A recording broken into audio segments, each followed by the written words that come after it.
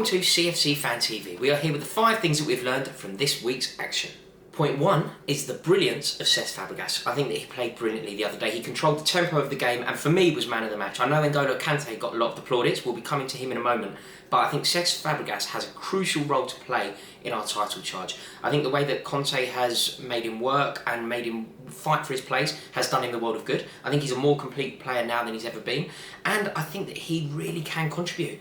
You know, he's already been responsible for so many assists. He's got a great record the other day. I think he became, with 300 appearances, the most used Premier League player to come from Spain, which is a huge achievement. And you know, his assist record is through the roof. To cap it all off, he also scored a goal, which was a kind of goal that I want him to be scoring. You know, a late arrival into the box, Lampard-esque, who we will also be coming to in a moment. I think Cesc Fabregas really is a wonderful player.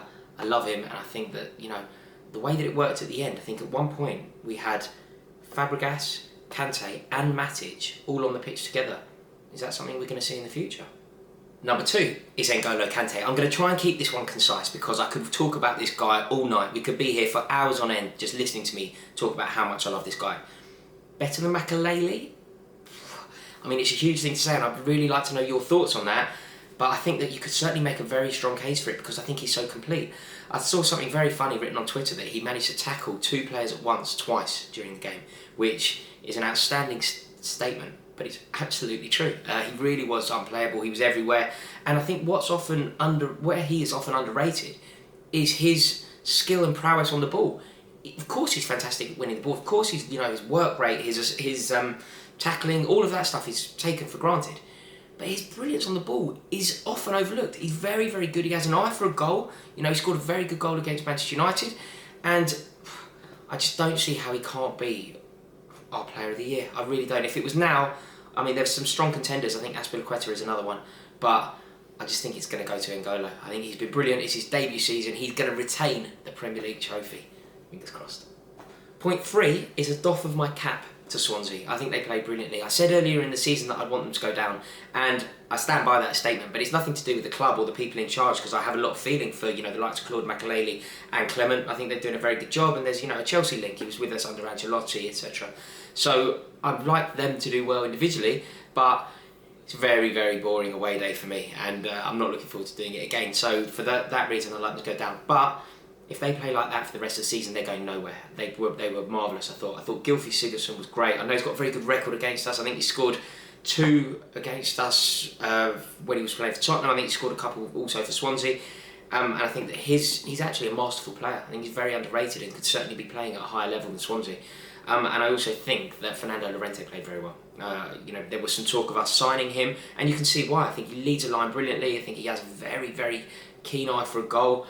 And he's doing that in a team that plays in a very defensive fashion. So imagine him with the likes of Eden Hazard and Pedro supplying him. It could be something very, very electric. Swansea, I can't see him going anywhere. Point 4 is the most important point I'm going to make today. It's not the most emotional, that's coming next. But this is the reason that Chelsea are going to win the Premier League. And it's the resolve that team demonstrated the other day. It was incredible.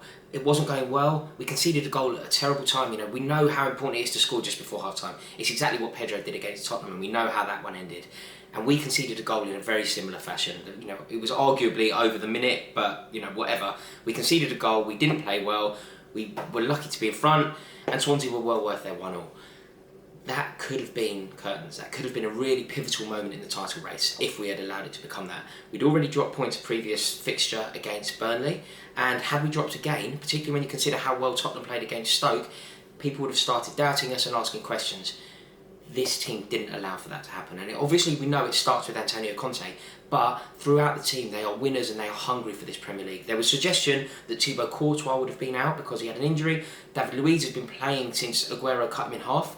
There was also a suggestion that Diego Costa was under the weather. All of these players could have flaked. They didn't. They stood up and they shone in the end. And the fact that these players are prepared to fight and tooth and nail to make sure that they get the victory is the reason that we will win the Premier League. And it's this team, this fight and hunger and drive that I think starts from the top down that is so important. It's Chelsea's resolve. Fingers crossed we're going to win at least a Premier League trophy. Point 5 is the greatest man in the world. It's Frank Lampard. I defy anybody who was in there the other day when Frank Lampard came out and gave his speech. to not have had a tear in their eye. It was a huge moment. It's exactly what we've wanted. We didn't get the chance to say goodbye to him when he left, and just seeing him back on the Stamford Bridge pitch, it just brought so many memories back, and we remember quite how lucky we were to have him in our midst. He's a wonderful man. He's been a wonderful servant to Chelsea Football Club, and will go down in history. He's our greatest ever goal scorer, and it was a joy to have him on the pitch. I just really hope that he can be around Chelsea for the rest of his life, because we are lucky to have him, and we are privileged to call him a legend. I love the man. I love him forever. Go on, you Blues. Right, there we have it. They are the 5 things that I think we have learned from this weekend's action.